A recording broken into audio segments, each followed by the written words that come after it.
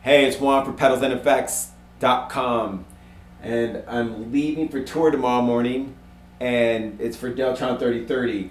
It's a little bit of a budget tour right now because we're growing this thing, so we're taking our luggage with us on trains. I mean, we're flying there, but then we get on trains in Europe, and so that means this has got to fit in my luggage. And what I've decided to do is break it down into these 1, 2, 3, 4, 5, 6 pedals. Wow, I still have room here, but I don't want to deal with that weight. So here's what we have. We have my TC Electronics tuner. It has the big screen, which makes it easy to see in any situation. I love that. I'm a little blind, so it actually helps. Then I have the BR2 by Gaiatone, which is the bottom wah rocker, kind of made for bass, but it's envelope filter. And then I got my trusty Boss CS2 compressor sustainer that everybody knows I love. And then this is my favorite. This is probably my favorite pedal of the year. It's kind of tied with the Red Particle. And then I really, really love the Depths by Earthquaker. So those three kind of come close. But I have to say, this is my favorite analog delay right now for sure. This is the AD4096 by Endangered Audio Research out of Asheville. And it is awesome. This, of course, is the meat box. That's just for rattling the PA and keeping up with the 808 and the low end of different venues and different acts. And then this is what a lot of people don't really get. It's the FX10. It's a bifet preamp by DoD. They don't make it anymore. And I think it was made for acoustic guitar, but Jonathan Hitchke, my homie, bass player, he was like, check this out. And he was using it, and then I started using it, and we discovered that it sounds awesome with flats. Flat wound bass, meaning whether you're using the tape wounds or nickel wounds, I use this with it. It doesn't sound that great with the round wounds, but it's just because this is a different animal. It just kind of gives the flat wound strings a little bit more punch, a little more attack, which sounds cool. You know, so I'll start with that. You can kind of hear it.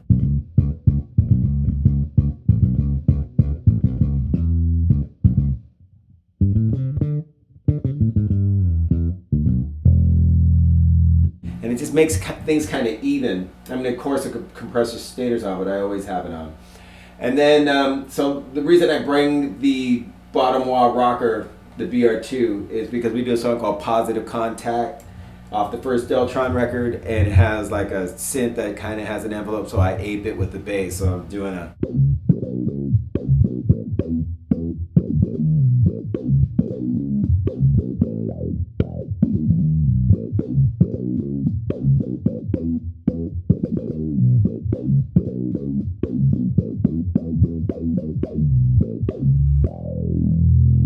So it's not quite as radical as like the Mutron, but hey, it's tiny and it sounds pretty good. And then let's go to this insane delay. I'm just gonna turn it on and let you see what's up with it.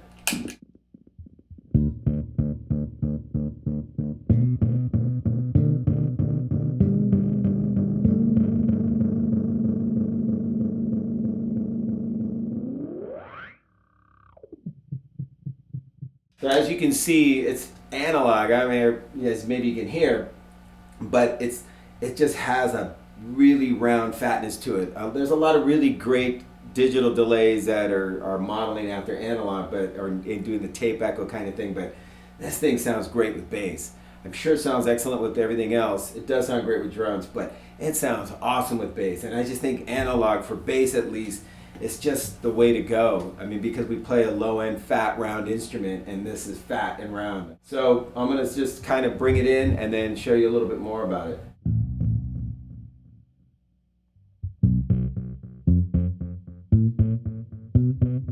So I have the echo cranked. I'll turn it off so you can kind of hear what it sounds like without any echo, kind of dry.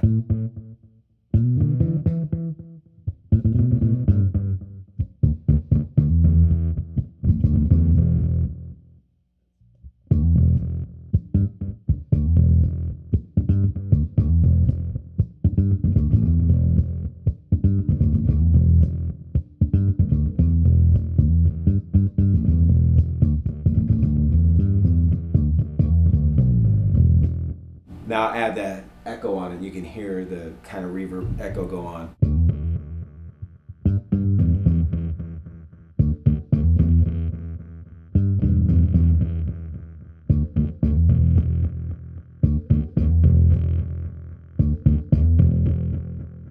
Those trails are just so insane. It just lights me up. I flip every time I have this pedal. Indispensable now. I'll have to get a backup.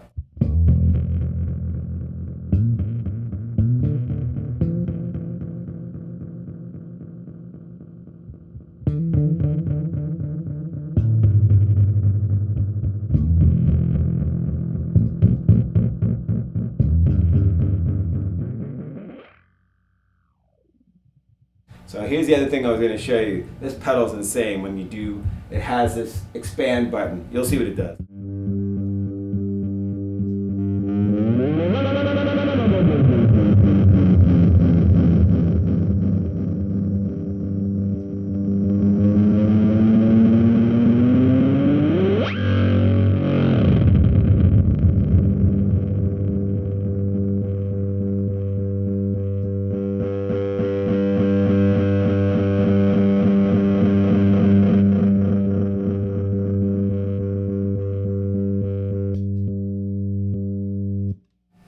That's what that pedal does. And so it's gotten to the point where at the end of the show, Kid Koala's tweaking his sounds on his synths at the end of the set with his delays, and I'm doing the same thing. We kind of look at each other to try to end at the same time, but I'm just blast this expand button with the time. You know, I flip it so it modulates this sucker going just bananas.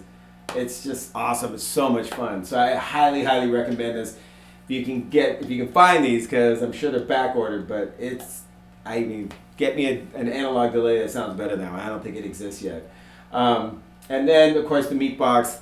This is the pedal that everybody has been asking me about for a while, and I've said a few things about it just because I think in some interview I said it blows PA systems up, and then people were like, oh, we got to get it.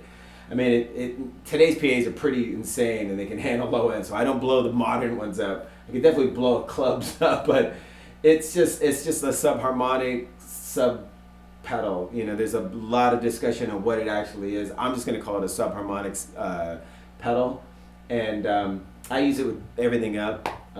Jonathan Hischke, again, was the one who turned me on to this years ago when he was in Hella, and I kept hearing it, and I thought this sound man was doing it, and it's not. It's actually, he was hitting it, triggering it with this pedal. And I hope your speakers at your computer can handle this.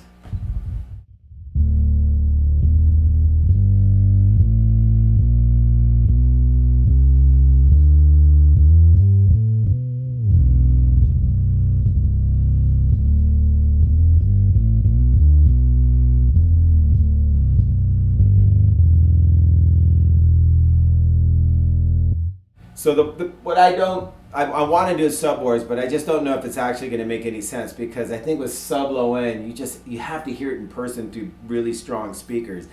It probably sounds really bad through your Apple iPhone, buds or whatever, and Dre Beats, it might be able to pick it up, but it's just something you got to really feel too. It's like 808. 808's never going to sound the same in your headphones or on your computer speakers as it's gonna live. Live, it just low end just bumps, 808 bumps, and it rattles you, makes your eyes water. This pedal does the same exact thing.